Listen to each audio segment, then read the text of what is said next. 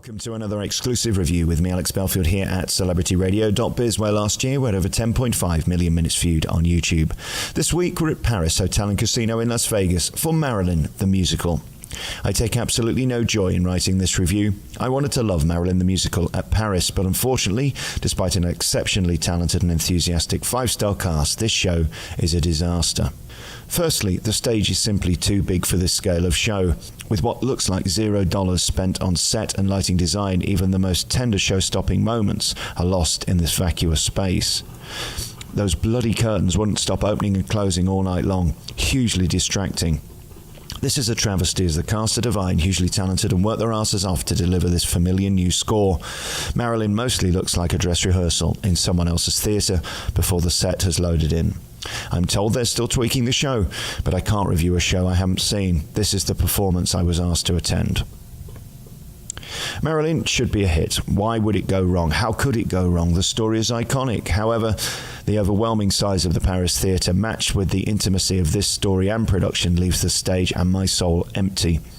Despite the best efforts of a terrific cast, a hard-working ensemble with some delightful choreography and one killer 11 o'clock number by star Ruby Lewis, this show is catastrophically let down by some of the worst staging and lighting I've ever had the misfortune to endure in my 25-year theatre career.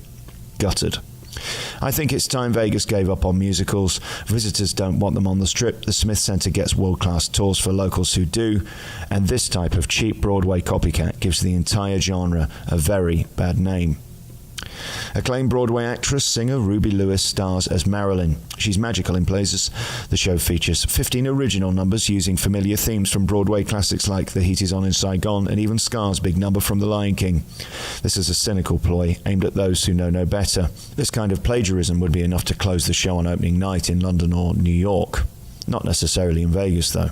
You also get, of course, the hits including Diamonds Are a Girl's Best Friend, My Heart Belongs to Daddy, and Happy Birthday, Mr. President, of course. Done masterfully by Lewis.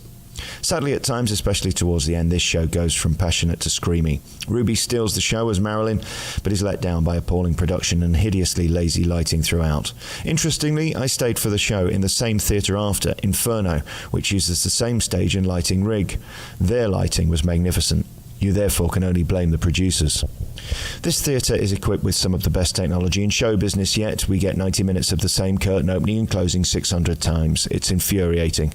Watching furniture being pushed on and off by hand is laughably embarrassing in 2018, especially on this size of stage. This is an insult to the legacy of a global star and legend. Ruby has wonderful co-stars in this production, including Brittany Bertier as her younger self, Norma Jean, Frank Lawson as Charlie, the brilliant Travis Clower as Milton, there's Christopher Showerman as Joe DiMaggio, and of course Chanel Edwards-Frederick as the fabulous Ella Fitzgerald.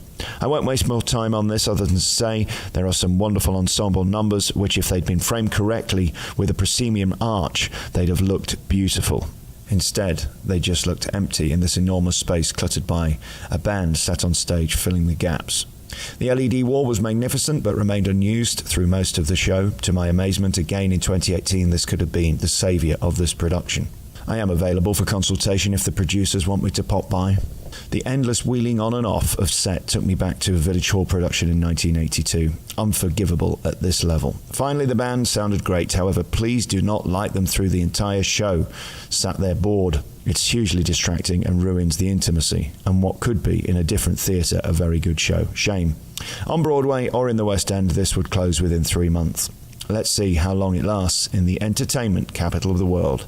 You've been listening to another review by me, Alex Belfield, here at celebrityradio.biz, where last year we had over 10.5 million minutes viewed on YouTube. You can check out all of our hundreds of interviews and reviews at www.celebrityradio.biz. Ta-da.